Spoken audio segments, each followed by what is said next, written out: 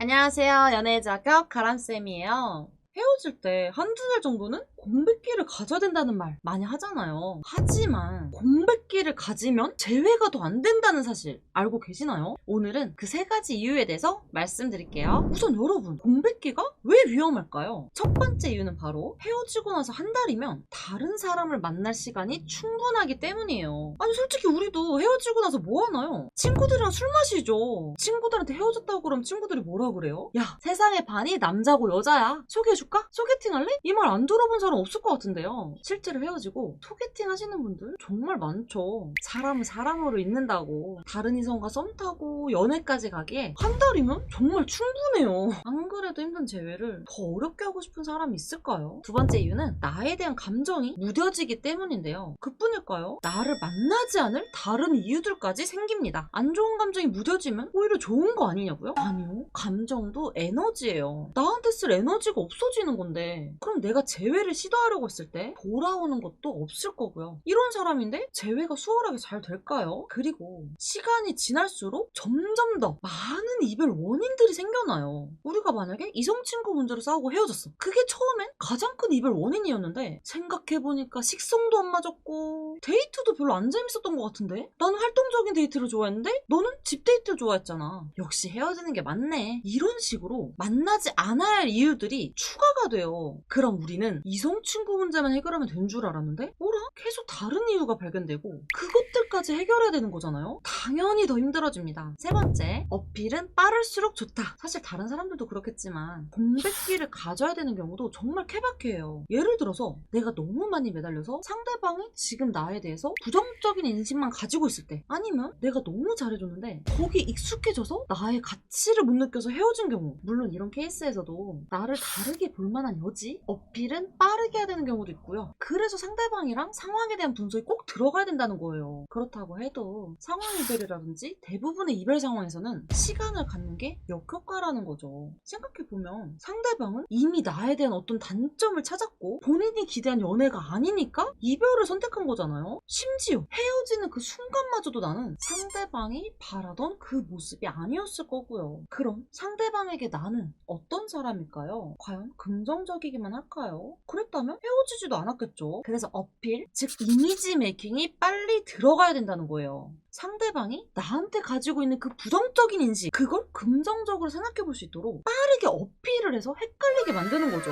세상에는 정말 많은 이별 원인들이 있잖아요. 뭐 상황이 그럴 수도 있고 내가 계속 서운함을 표출해서 상대방이 지쳤을 수도 있고요. 그런데 이 모든 상황들을 딱 한 가지 이유로 규정한다면 이거거든요. 대화가 안 통해서, 그리고 바뀌지 않으니까. 만약에 내가 살이 너무 많이 찐 게 이별 원인이라고 할게요. 그럼 애초에 상대방이 나한테 그 얘기를 안 해봤을까요? 상대방이 나의 살찐 모습을 매력적이지 않다고 느낀다는 걸 나는 정말 모르고 있었을까요? 내가 연락을 계속 자주 재촉했을 때 그런 상황이 상대방을 지치게 한다는 걸 상대방이 아무 언급도 없었나요? 나는 정말 그거 아예 모르고 있었을까요? 여러분, 사람은 처음부터 화를 내지 않아요. 처음엔 다 조심스럽게 얘기를 하죠. 이거 불편하니까 나한테 안 해줬으면 좋겠어 하고요. 거기서 더 나아가면 내가 이거 불편하다고 하지 않았어? 이렇게 좀 더 강하게 말하게 되고요. 여기서 더 나아간다면, 몇 번을 말해 바뀌는 게 없다면 이때 화가 나게 되죠. 그러면서 헤어지게 되고요. 여러분은 이렇게 생각하실 거예요. 왜 맞춰보지도 않고 이별부터 결정하지? 그런데 솔직히 말씀드리자면 여러분도 정말 상대방이랑 맞춰가려고 노력하셨는지 생각해 보셨으면 좋겠어요. 상대방은 나랑 만나는 동안 분명히 어떤 신호를 보냈고 기회도 줬을 거예요. 직접적이든 간접적이든 본인이 원하는 걸 말한 거죠. 하지만 그 모든 얘기들이 소용이 없다는 확신을 하게 된다면 이때 단호해지게 됩니다. 그래서 내가 잘할게 라는 말은 통하지 않는다고 누누이 말씀드리고 있는데요. 입장 바꿔봤을 때 난 연락이 너무 중요해. 그런데 상대방은 연락을 중요하다고 생각하지 않는 거예요. 그럼 난 당연히 연락을 자주 해줬으면 좋겠다고 계속 얘기하겠죠. 하지만 아무리 말을 해도 상대방이 연락하는 빈도는 여전해서 도저히 안 되겠다 싶어서 내가 이별을 고했을 때 상대방이 내가 앞으로 잘할게 하면서 잡는다면 여러분들은 어때요? 신뢰가 가지나요? 믿어지나요? 저는 믿어지지도 않고 코웃음만 나오겠죠. 이 생각 자체를 바꿔줘야 되는데 이 쌓이고 견고해진 편견이 한 번에 깨지는 걸 바라는 게 욕심이에요. 그게 문제죠. 편견은 절대 한 번에 바뀌지 않으니까요. 그래서 보통 제외하고 싶을 때 너어톡을 주로 보내게 되는데 너어톡을 보냈다고 해서 절대 한 번에 제외가 될 거라고 생각하면 안 된다는 거죠. 이 너어톡은 영화 예고편 같은 거예요. 우리도 아무 영화나 다 보고 싶은 게 아니잖아요. 요새 영화값도 올랐고 시간도 들여야 되는데 진짜 별로인 영화면 얼마나 기분이 더러워요. 돈 날리고 시간 날린 거잖아요. 그런데 엄청 흥미로운 예고편을 봤을 때 어때요? 빨리 개봉했으면 좋겠고 저 영화 내가 한번 봐야지 하는 생각 들잖아요. 그러니까 이 너어톡으로 세 번째 어필을 하는 거죠. 상대방이 봤을 때 기대가 되고 궁금해질 정도로요. 어필이 빠를수록 좋다고 말씀드렸잖아요. 이건 또 두 번째랑 이어지거든요. 나에 대한 감정이 남아있을 때, 즉 에너지가 남아있을 때 그 허점을 딱 찔러 들어가서 상대방의 반응을 유도하는 거예요. 그리고 다음 전개를 기대하게 만드는 거고요. 연애는 타이밍이라고 하잖아요. 재회도 마찬가지거든요. 이 타이밍에 대한 중요성은 최근에 영상 올려드렸는데 꼭 한번 보셔야 돼요. 왜 공백기를 갖지 말라고 얘기하는지 이젠 다들 아시겠죠? 그래도 솔직히 내 상황이 공백기를 가져야 되는 상황인지 아닌지 모르겠다, 헷갈린다 하시는 분도 계실 거고, 어필이나 연락은 어떤 식으로 해야 되는지 막막하신 분들도 계실 거예요. 정말 혼자 풀어가기 힘들다 하시면 고정 댓글에 제외 가능성 진단 링크 있어요. 그쪽에 상황 자세히 적어서 보내주시면 찬찬히 읽고 같이 응원해드리니까 혼자 고민하지 말고 알려주세요. 이렇게 공백기 가지면 안 되는 이유 3가지에 대해서 오늘 풀어드렸는데요. 도움이 많이 되셨을까요? 그렇다면 좋아요와 댓글 남겨주시고요. 구독이랑 알람 설정도 잊지 마세요. 그러면 다음에 또 만나요. 안녕.